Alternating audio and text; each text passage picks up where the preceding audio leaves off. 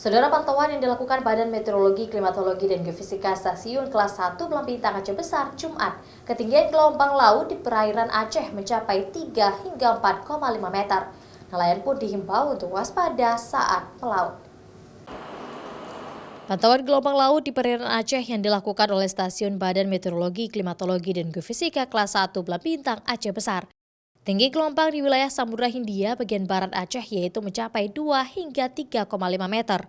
Wilayah perairan barat selatan Aceh juga mengalami ketinggian gelombang dari 1,25 meter hingga 2,5 meter. Sehingga nelayan yang ingin melaut juga dihimbau agar selalu waspada akan gelombang tinggi dan cuaca buruk yang terjadi. Puncak tinggi gelombang diperkirakan terjadi pada 17 Mei mendatang yang mencapai 4,5 meter. Kalau untuk tinggi gelombang, memang yang masih tinggi itu daerah di Samudra Hindia bagian barat Aceh itu 2 sampai dengan 3 meter.